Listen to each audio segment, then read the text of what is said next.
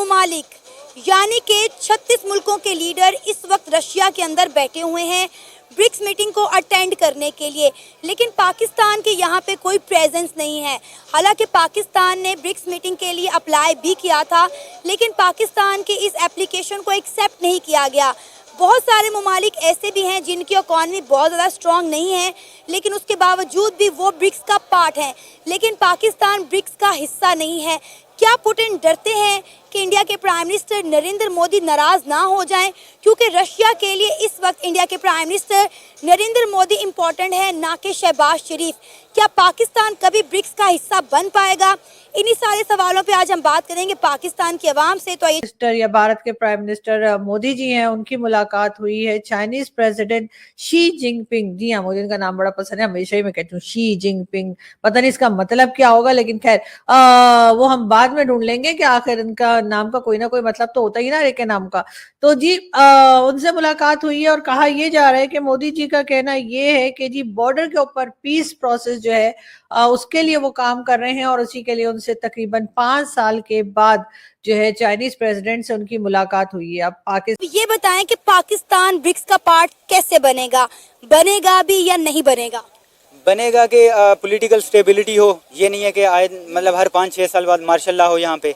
ये नहीं है कि अनडॉक्यूमेंटेड इकोनॉमी हो, स्मगलिंग हो रही हो। आपने देखा होगा खाद वगैरह डिफरेंट कमोडिटीज़ अफगानिस्तान जा रही हैं, ईरान से तेल आ रहा है। तो ये जो सारी चीज़ें हैं ना जो इलीगल हैं, वैसे कौम के लिए फ़ायदेमंद हो सकती हैं, ये एक अलग टॉपिक है, मगर दुनिया देखती है कि जो इकोनॉमी है वो डॉक्यूमेंटेड हो, रजिस्टर्ड इकोनॉमी हो। तो उस हिसाब से जब तक ये चीज़ें फिक्स आउट नहीं करते, अगर जंग करनी है करें। ये प्रॉक्सीज और ये चीज़ें हैं, ये दुनिया इन चीज़ों को नहीं मानती।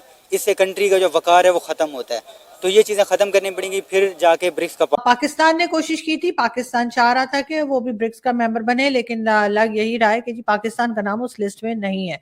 बहुत से लोग अपसेट हैं, बहुत से लोग खुश हैं। चलें, अच्छी बात है। जो लोग अपसेट हैं उनको चाहिए कि वो कोशिश करें और देखें कि आखिर क्या वजह है जो पाकिस्तान का नाम जो है वो ब्रिक्स के मेंबर्स की लिस्ट में नहीं है, या दोबारा से अगर कोई लिस्ट नई बनाई जाती है तो उसमें भी पाकिस्तान का नाम रखने की बात नहीं की जा रही। तो कहां पर पाकिस्तान में वो कमी रह गई, कहां पर कमजोरी रह गई है जिसकी वजह से ऐसा हो रहा है।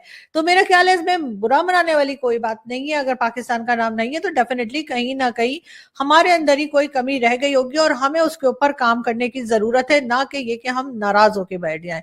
और जो लोग खुश हो रहे हैं जी, खुश मत होइए, इसलिए कि हम कोशिश करेंगे और हम आपको हर वो काम करके दिखाएंगे जिससे आप चाहते हैं कि हम ना हो। यानी कि अगर आप ये सोच रहे हैं कि हम ब्रिक्स के मेंबर या किसी और इस किस्म के जो मीटिंग्स होती हैं, जो समिट्स होते हैं, उसका मेंबर ना बन पाए, तो मेरा ख्याल है कि आप जो मजाक उड़ा रहे हैं, आप जो हंस रहे हैं, आप जो सोशल मीडिया पर हमारी एक तरह का हमारा नाम जो है वो लेकर और हंस रहे हैं, तो उस पर डेफिनेटली मेरा ख्याल है कि पाकिस्तान के लोगों को बुरा नहीं बनाना चाहिए, बल्कि ऐसा कुछ करना चाहिए कि हमारा नाम उस लिस्ट में आ जाए। यानी इस मीटिंग के अंदर, ब्रिक्स के अंदर, इंडिया के प्राइम मिनिस्टर नरेंद्र मोदी का कितना अहम रोल नजर आ रहा है आपको? मैडम, सबसे पहले देखा जाए तो पाकिस्तान में अभी रिसेंटली शंघाई कोऑपरेशन ऑर्गेनाइजेशन का इजलास हुआ है। उसमें अगर देखा जाए तो प्राइम मिनिस्टर मोदी को होना चाहिए था, लेकिन उसने क्यों नहीं वहाँ पे आया? उसको पता था कि ये पाकिस्तान है। वहाँ पे रशिया में इसलिए गया कि उसको पता है ये रशिया बड़ी डोमिनेंट पावर है। इसके साथ हमारे हिस्टोरिकल, उसके अलावा मिलिट्री, इकोनॉमिकल, सारे उनके ट्रेडिंग कुछ रिलेशन हैं। अगर देखा जाए उस वाले से तो पाकिस्तान का मतलब मोदी का वहाँ पे होना, वहाँ पे शी जिनपिंग का होना, वहाँ पे पुतिन का होना, तो ये बात कंट्रीब्यूट कर रही है कि वहाँ पे जब बड़े लीडर आए हुए हैं तो मोदी का होना वहाँ पे लाजमी है। एक ऐसी कंट्री जो कि इस वक्त वर्ल्ड नंबर 4 पर है और वो जो है नंबर 3 पे जाने की कोशिशों में है इकोनॉमी में, बात उसकी सुनी जाएगी या बात उसकी सुनी जाएगी जिसका लिए लोग ये कहते हैं कि अगर ये ब्रिक्स में चले गए होते तो वहां भी कटोरा लेके घूम रहे होते। आपने अपनी हालत खुद भिखारियों वाली कर ली है, और भारत ने अपनी जो एक इमेज बनाई है या भारत ने जो काम किया है, मेहनत की है अपनी इकोनॉमी पे, वो उसका फल खा रहे हैं।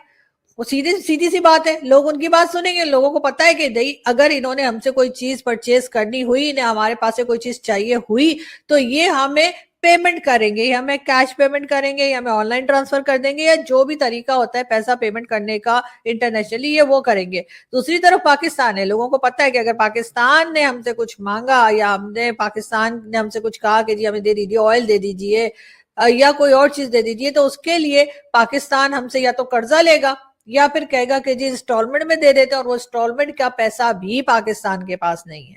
ऐसा नहीं है कि इंस्टॉलमेंट का पैसा हमारे पास है और हम देंगे कि जी लीजिए जी फर्स्ट इंस्टॉलमेंट आपकी, नहीं, उसके लिए हम किसी तीसरी कंट्री के पास जाएंगे।